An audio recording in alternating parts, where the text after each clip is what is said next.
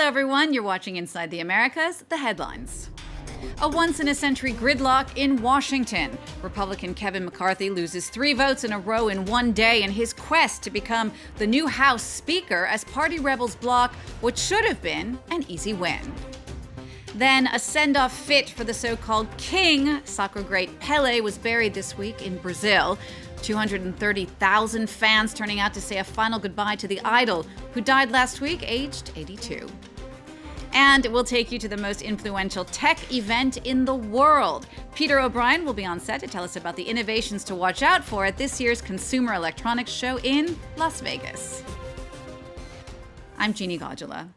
Well, there was gridlock in Washington this week as U.S. Republican Kevin McCarthy failed to become House Speaker on the first ballot, something that hasn't happened there for a century.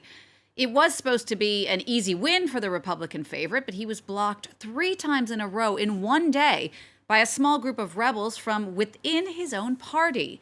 That stalled vote was just another sign of the increasing divisions in the Republican Party, as Nicholas Rushworth explains. Chaos in the House. As first days go, it was a disaster. The majority Republicans were split, and their main candidate for Speaker, Kevin McCarthy, fell well short. A speaker has not been elected. Following the procedure used by the House in 1923 and recorded in Canon's Precedents, Volume 6, Section 24, the clerk is prepared to direct the reading clerk to call a roll anew. That left the Republicans scrambling to explain how come they won a majority in the midterms, but could not even choose a leader.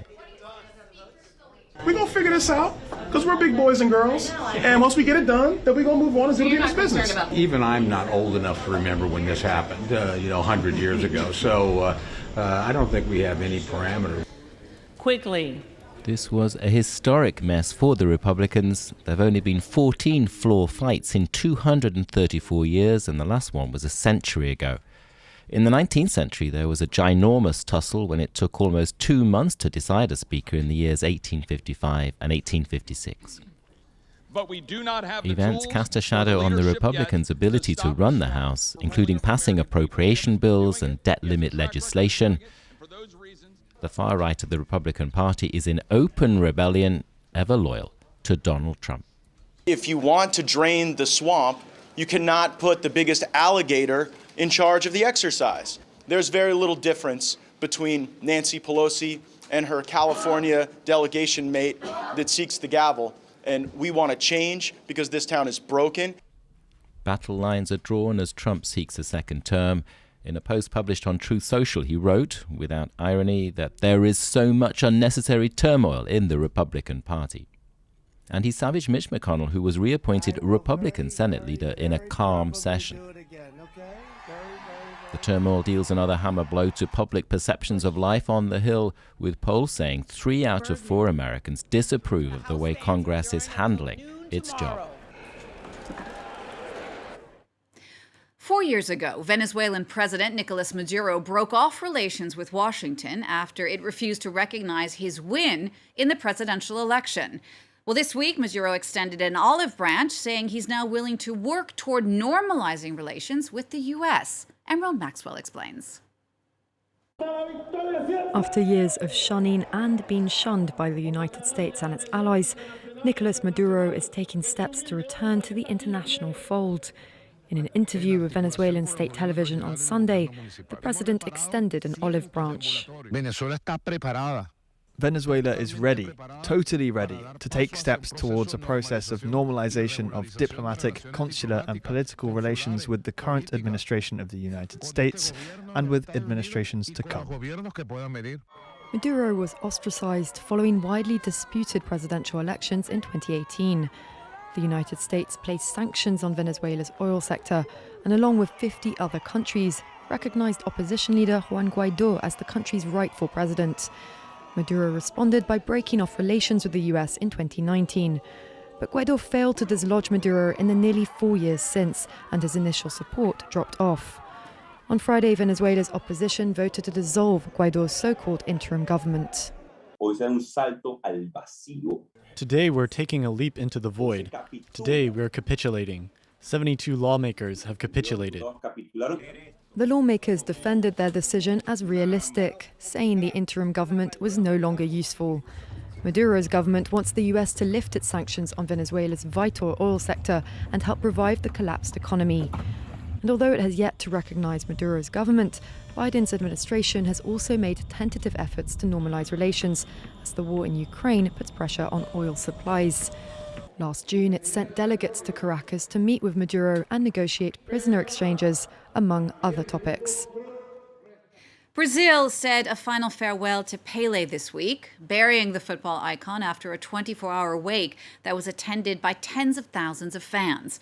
Newly inaugurated President Luiz Inácio Lula da Silva also paid his respects at Vila Belmiro, the stadium where Pele played for most of his career. The sports legend died last week at age 82. He was laid to rest in Santos, the city where he became famous after moving there to play football at age 15. Antonia Kerrigan has the details. In a send-off fit for the so-called king, Pele's coffin left his longtime home ground in Santos, where he lay in state for 24 hours, to journey through his home city atop a bright red fire engine to his final resting place on Tuesday. 230,000 fans turned out to say a final goodbye to an idol, a symbol of Brazil and of football. He's a world icon, for me the greatest of all time. He made Brazil's name around the world. Before that, nobody knew Brazil. Football will no longer be the same after his departure. Neither will Santos. I live in Sao Paulo, but I grew up here near the stadium, and I have photos of him and me together when I was a kid. All these tributes mean that the king will be with us forever. The footballing legend was laid to rest in the world's tallest vertical cemetery, which overlooks the city and stadium of Santos, where he played for 17 years. The Santos club anthem was played as firemen lowered the casket off the fire engine to enter the cemetery.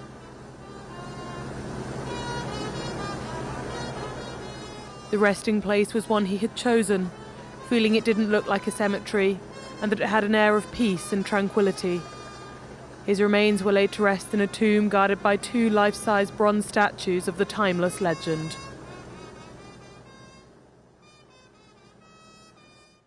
Well, a new year means a new smorgasbord of gizmos, gadgets, and flops at the Consumer Electronics Show in Las Vegas. CES is back in business after going virtual in 2021 and seeing a significant drop in attendance in 2022. France 24's tech editor Peter O'Brien's been taking a look at this year's offering. He joins me now on set. Hi, Peter. Hi, Jeannie. What inventions have caught your eye so far? Of course, we have the usual bigger, higher resolution TVs and the better hardware on sort of big tech's offerings, but everyone is mostly interested in CES, as we know, for the wacky gizmos and ideas that come out of it, and the occasional hidden gem in there as well. So, for instance, if you thought that personal health monitoring had gone too far, take a look at this. French company Withings has presented a disc that hangs in your toilet and monitors your metabolic intake, whatever that is, when you pee. That's important. Yeah, I guess. This is a bin, which was a smart bin made by Orbi, which knows exactly what food you've thrown in it. So I actually think that could be quite useful for some restaurants. Here's a smart pillow made by the South Korean startup 10 Minds, which if you start snoring, moves your head around. Here's a device to check the ripeness of an avocado. Ooh, by the I Dutch need that one. Startup 1/3. You must have a pretty bougie kitchen then. That's not fitting in mine. This one is a cushion made by Cubo, which has a tail that wags faster and faster the more you pat it. And finally, I want to show you this smart birdhouse, which takes pictures of the birds that land on it and identifies them. It's called Bird Buddy, and unbelievably, it was made by someone whose name is Kyle Buzzard. All right, that's all very fun. But of course, this year's been quite difficult as far as the economy goes. We've seen a downturn that's hurt lots of tech companies. What effect has that had on CES this year? Yeah, we won't quite know until after the salon, but what is true is they're expecting a lot less attendance this year, about 100,000 people, whereas if you look at 2020, it was 180,000 people. Interestingly, of course, we saw a lot of health tech innovation last year. that was things like smart masks and air purifiers. But there's still a lot this year. And that's not just because of the sort of lingering effects of the pandemic. It's also because health, along with things like childcare and accessibility, are sort of bankable things during an economic downturn that people see as sort of necessary. Another interesting factor is that we're seeing less than half of the Chinese exhibitors that we saw in 2020 after China's COVID response slowed its economy dramatically. Are we seeing any kind of long-term trends coming out of this show? Well, I can tell you three things that the tech world really wants you to care about, even if you perhaps don't so much. It's the metaverse, self-driving cars, and smart homes. So all of these are powering through different sorts of criticism, but they're heavily represented at CES this year. There's a dedicated metaverse and a Web3 zone, and there are so many automakers that are trying to convince investors that one day they will achieve full autonomous cars without a safety driver, that some have said it actually feels more like an auto salon. Okay, Peter, thank you for that. And thank you for that look at this year's CES. Thanks to you for watching France 24. We'll see you again next time for all the news from north to south.